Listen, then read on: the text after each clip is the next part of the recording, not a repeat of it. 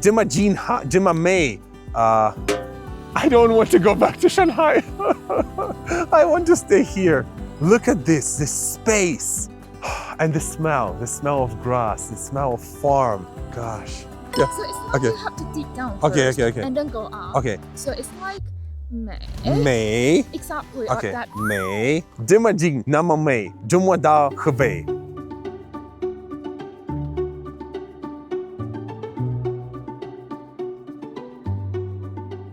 I've heard Chinese emperors used to come here to Chongli to avoid the heat of Beijing summer, and now I understand why.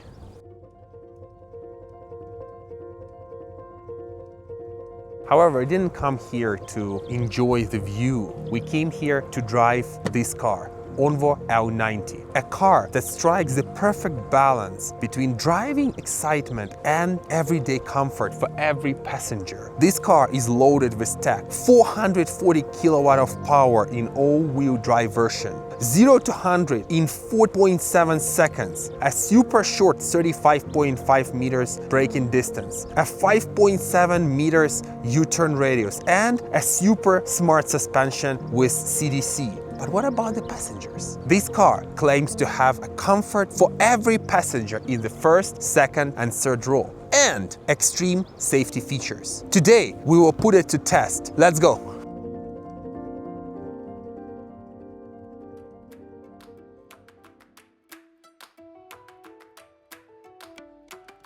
Today we finally got the chance to drive ONVO L90 in such a beautiful place near Beijing, Chongli Olympic Village. We could see the same views which top sportsmen of the world saw before us. The blind spot monitor here, it's huge. It's really big and very colorful, very bright. I think it's even better than NIO. But I still feel that there is something missing here, you know, like instrument cluster. Like now the sun is shining quite bright. I can see HUD very clearly, but it's still not as clear as the instrument cluster. It is good, but I still prefer the instrument cluster and HUD. So let me introduce you guys the modes. There are 5 basic modes in this car. First one is the comfort one, where you have basically the balance, power, and suspension in the middle somewhere. Not just like soft, but not ultra soft. Then we have the second row passenger comfort mode, which is like ultra soft suspension and ultra soft steering wheel. And we have also very linear power output. So if I touch the pedal, the first 20 to 25% is a very soft, nice power output. Then there is an eco mode.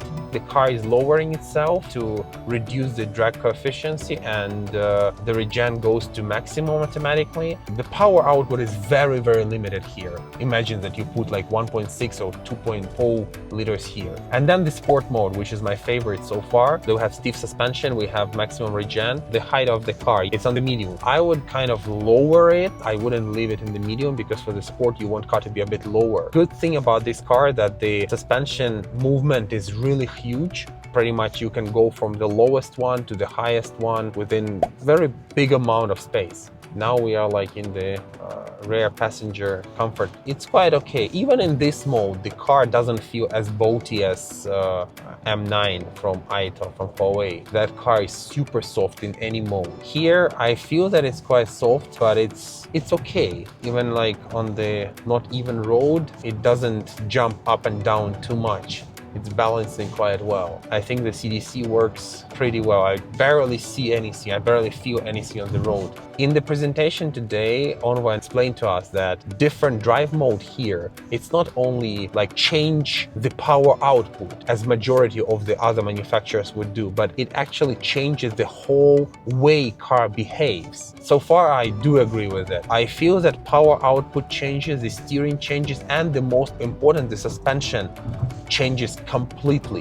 L90 has a very smart suspension. It's not only higher or lower, but at the same time, it supports 4D function. So the car will remember all the Andalusians, all the problems on the road, all the issues, and upload it into the cloud. So later, the piece of the road which is not good enough, it will automatically preheat the suspension and stiffen it or soften it, depends on the situation. Let's try to change the mode to sport. See how the car handles on the corner. Whoa, it's quite nice. I cannot really say that it's really good. There is a little bit of the body rollover, but don't forget, this is a 6-seater, 5.1 meter long car. I can feel that suspension corrects the body rollover. Once car goes left or right, the suspension would stiffen on that side and try to move the car back to the center position. I really love this feeling of total control. Brake is extremely good. But now we climbing the mountain. Look at this. I just touched the pedal and 100 kilometers per hour without any problem at all. Let's try to corner it a little bit. It goes really, really good. It goes as good as smaller 5-seaters. I cannot feel the weight or the length of the car at all. It drives like X5, but the size is like X7. It drives better than my ES7. The overall precision of steering is really improved. Plus you have a really good power output. Our car is an all-wheel drive, so we have 4.7 seconds 0 to 100. Very interesting data we learned today. If you want to overtake somebody on the highway, it will take you only 3 seconds from 80 to 120 kilometers per hour. It is insane for this size of the car. Okay, let's try to go off-road and see if L90 can handle it.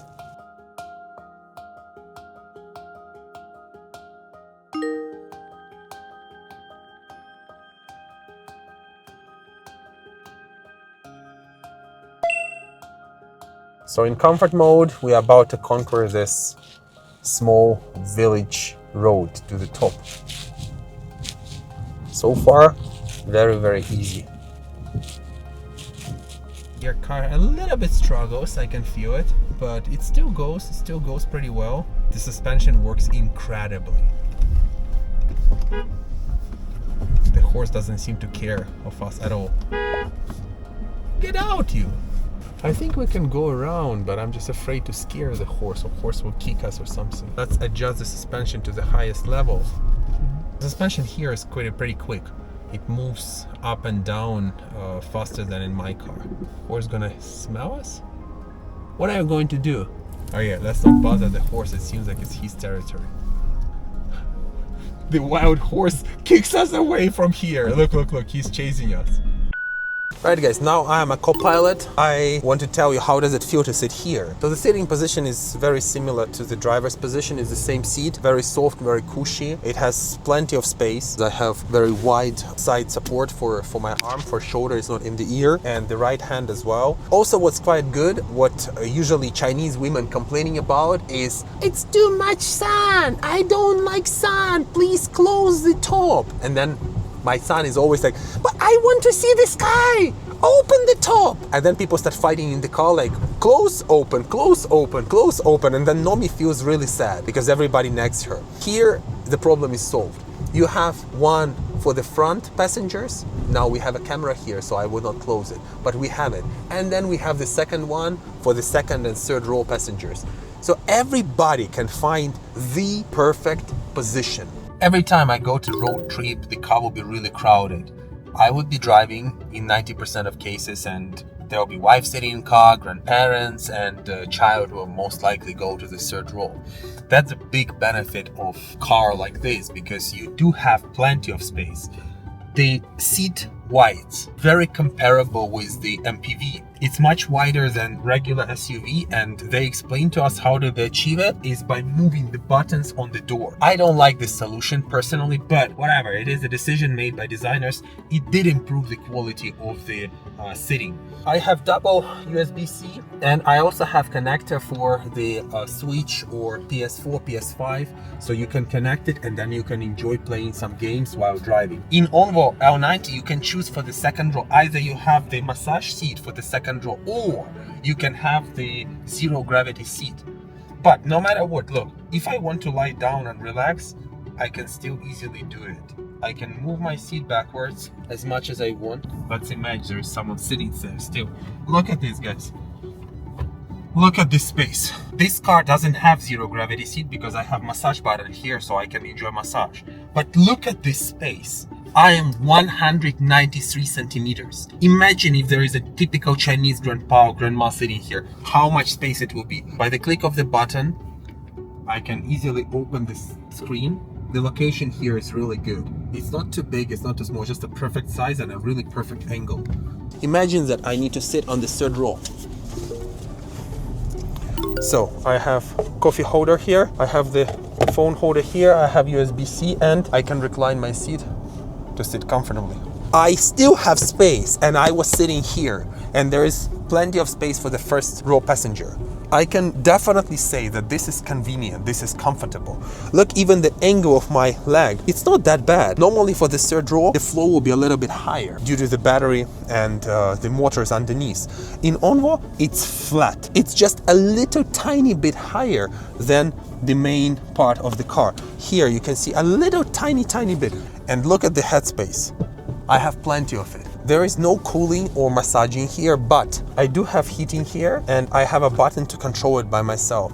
So far, just driving around, I feel that the third row in this car feels pretty much the same as any second row in a large SUV like my ES7. The suspension, as I mentioned when I was driving, suspension gives me a little bit of the sporty feeling. I'm really happy to drive this car, I enjoy it. But as a passenger, I also enjoy it. It is not too soft, but it's not too stiff. It's somewhere balanced. I think for the dynamic feeling, the key word should be balance. It is balanced between driving, enjoying this power, enjoying stiffness of suspension, and being a passenger, enjoying the ride as a passenger.